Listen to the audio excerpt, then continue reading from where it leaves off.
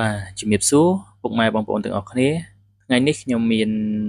វីដេអូមួយនៃការធ្វើដំណើររបស់ខ្ញុំគឺខ្ញុំបានមកដល់ខេត្តសៀមរាបហើយការធ្វើដំណើរនេះគឺខ្ញុំនឹងបង្ហាញទៅកាន់ពុកម៉ែបងប្អូនទាំងអស់គ្នាឲ្យបានទស្សនារាល់សកម្មភាពនៃការចែករំលែកនៅវីដេអូរបស់ខ្ញុំហើយវីដេអូនេះគឺខ្ញុំនឹងចែករំលែកទៅកាន់ពុកម៉ែបងប្អូននៃប្រាសាទមួយកន្លែងដែលស្ថិតនៅក្នុងខេត្តសៀមរាបយើងនឹងដោយសារតែខ្ញុំបានធ្វើដំណើរឆ្លងកាត់ជាច្រើនដងហើយប៉ុន្តែខ្ញុំមិនបានចូលលេងហើយយើងឃើញហើយអំពីទស្សនវិជ្ជានៃប្រាសាទបុរាណមួយកន្លែងដែលស្ថិតនៅក្នុងខេត្តសៀមរាបគឺមានអឺបារាយជុំវិញផ្ទាល់តែម្ដងហើយយើងឃើញថាទស្សនវិជ្ជានៃការដើរចូលនេះគឺយើងឃើញថាស្រស់ស្អាតមែនទែនដោយសារតែខ្ញុំមិនទាន់បានចូលលេងកន្លងមកហើយម្ដងនេះខ្ញុំបានធ្វើដំណើរឆ្លងកាត់ខ្ញុំក៏ចាប់ផ្ដើមចូលលេងចូលឲ្យបានស្គាល់នៃប្រាសាទនោះផងដែរហើយប្រាសាទនោះមានឈ្មោះថាប្រាសាទនិព័ន្ធបាទហើយប្រាសាទនិព័ន្ធនេះមានទីតាំងស្ថិតនៅភូមិលៀងដៃឃុំលៀងដៃស្រុកអង្គរធំខេត្តសៀមរាបបាទពីដើមឡើយប្រាសាទនេះគឺមានឈ្មោះដើមថា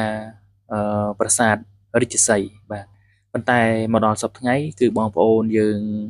ស្គាល់តែប្រាសាទនិព័ន្ធតែប៉ុណ្ណោះបើសិនជាយើងនិយាយអំពីប្រាសាទរាជសីហ៍គឺពួកគាត់អត់ស្គាល់ទេ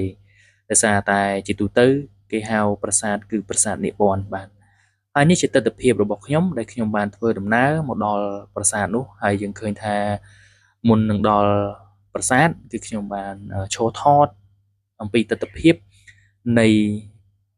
ច្រកចូលក៏ដូចជានៃការឆ្លងបារាយផងដែរដោយស្ពានឈើផងដែរបាទហើយមុនពេលដែលយើងទៅដល់ប្រាសាទគឺខ្ញុំបានធ្វើដំណើរទៅមើលផែបុរាណមួយដែលស្ថិតនៅប៉ែកខាងកើតបាទហើយនេះជាទស្សនវិជ្ជាមួយដែលខ្ញុំបានធ្វើដំណើរទៅផែបុរាណដើម្បីមើលអំពីទស្សនវិជ្ជាតើផែបុរាណនោះពីដើមឡើយតើការធ្វើពាណិជ្ជកម្មក៏ដូចជាការចតទូកចតអីតែយ៉ាងម៉េចចឹងណាហើយគ្រាន់ថាខ្ញុំមិនមែនជា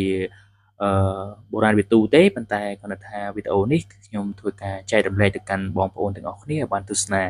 ហើយសង្ឃឹមថាវីដេអូនេះពុកម៉ែបងប្អូននឹងជួយគាំទ្រក៏ដូចជាលើកទឹកចិត្តដល់រូបខ្ញុំបាទដើម្បីធ្វើវីដេអូថ្មីៗបន្តទៀតក្នុងការចែករំលែកនេះផងដែរបាទហើយបន្ទាប់មកខ្ញុំក៏បានចូលមកដល់នៅប្រាសាទ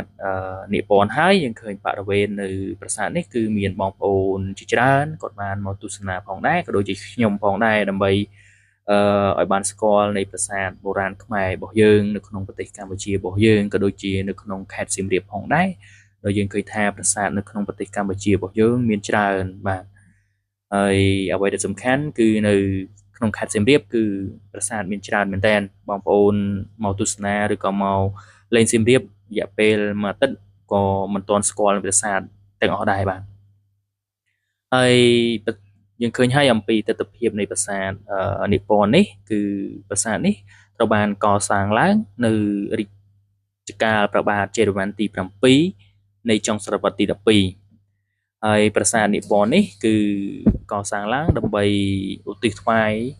ទៅដល់ព្រះពុទ្ធសាសនាមហាយានផងដែរបាទហើយយើងឃើញហើយប្រាសាទនិព័ន្ធគឺមានរង្វង់មូលមានរូបរាងដូចជាសញ្ញាពេនអញ្ចឹងមានថាបែងចែកជាទិសទាំង4បាទហើយបើសិនជាបងប្អូនចង់ដឹងថាទិសយ៉ាងម៉េចបងប្អូនអាចចូលទៅឆែកនៅ Google ក៏បានដាក់ថាប្រាសាទនិព័ន្ធទៅបងប្អូនអាចអានប្រវត្តិសាស្ត្រអំពីប្រាសាទនិព័ន្ធនេះផងដែរបាទចំពោះវីដេអូរបស់ខ្ញុំមិនមានអ្វីច្រើនទេគ្រាន់តែខ្ញុំមិនបានបកស្រាយទៅតាមលំដាប់លំដោយទេប៉ុន្តែគាត់ថាខ្ញុំចង់បង្ហាញពុកម៉ែបងប្អូនឲ្យបានស្គាល់តែប៉ុណ្ណេះ